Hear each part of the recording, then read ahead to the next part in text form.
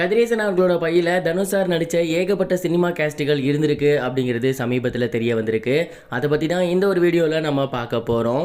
நடிகர் தனுஷ் அவர்கள் என்னோட பையன் தான் அப்படின்னு ஒரு சில வருடங்களுக்கு முன்னாடி கோர்ட்டில் கேஸ் கொடுத்துருந்தவர் தான் கதிரேசன் மற்றும் மீனாட்சி தம்பதி.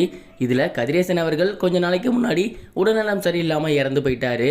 அவரோட மறைவுக்கு அப்புறம் அவரை பற்றி ஏராளமான விஷயங்கள் வெளிவந்திருந்துச்சு. அந்த வகையில் சமீபத்தில் தெரிய வந்திருந்தது என்ன அப்படின்னா, நடிகர் தனுஷ் தான் தன்னோட மகன் அப்படிங்கிறத அவர் முழுக்க தீர்க்கமாக நம்பியிருக்காரு. அந்த ஒரு காரணத்தினால அவர் பற்றின ஏகப்பட்ட விஷயங்களை அவர் கலெக்ட் பண்ணி வச்சிருக்காரு. குறிப்பாக சொல்லணும் அப்படின்னா, அவர் நடித்த படங்களோட டிவிடி கேஸ்டுகள் எல்லாத்தையுமே அவர் வாங்கி பத்திரப்படுத்தி வச்சிருந்திருக்காரு.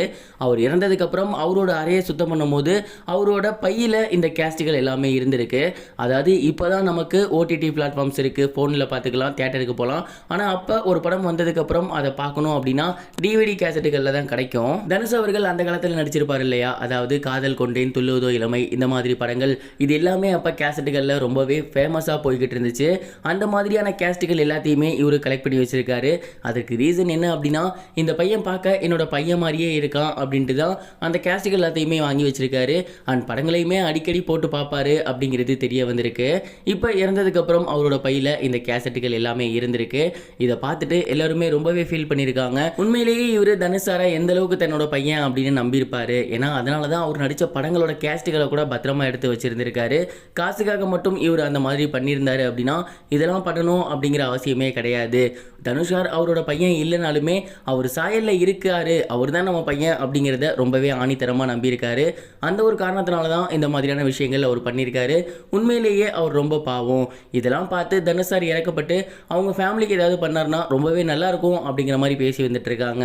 இந்த ஒரு விஷயத்தை பற்றி நீங்கள் என்ன நினைக்கிறீங்க அப்படிங்கிறத கமெண்ட் பாக்ஸில் ஷேர் பண்ணுங்க. இது ஒரு புறம் இருக்க, தளபதி விஜய் அவர்கள் நடிச்சு வந்துட்டு இருக்க கோட் படத்தோட செகண்ட் சிங்கிள் கூடிய சீக்கிரம் ரிலீஸ் ஆக போகுது அப்படிங்கிற ஒரு அப்டேட்டை வெங்கட் பிரபு அவரோட சோசியல் மீடியா பேஜில் ஷேர் பண்ணியிருந்தாரு.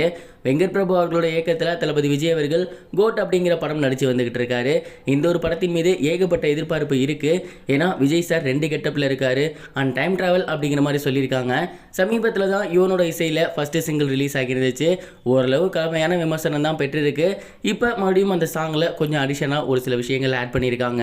இந்த ஒரு நிலையில் ஒரு ரசிகர் வெங்கட் பிரபு அவர்களோட சோசியல் மீடியா பேஜில் அடுத்த சிங்கிள் எப்போ வரும், அடுத்த அப்டேட் எப்போ வரும் அப்படிங்கிற மாதிரி கேள்வி கேட்டிருந்தாரு.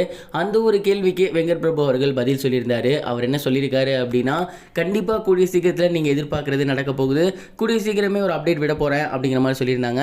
மேலும் யுவனோட பேஜ்லேயுமே அவங்க அண்ணன் கூட ஃப்ளைட்டில் போகிற மாதிரி கோட் அப்படின்னு ஒரு ஹேஷ்டேக் போட்டிருந்தாரு. இதை வச்சு பார்க்கும்போது கண்டிப்பாக கோட் படத்தோட செகண்ட் சிங்கிள் ரிலீஸ் ஆக போகுது அப்படிங்கிற மாதிரி தான் தெரியுது. இந்த முறை யுவன் எப்படியாவது மிஸ் ஆகாம அடிச்சிட்டாருன்னா ரொம்பவே நல்லா இருக்கும்.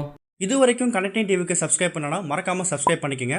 உடனடி அப்டேட்ஸ் பெறுவதற்கு நோட்டிஃபிகேஷன் பெல்லையும் கிளிக் பண்ணிக்கங்க.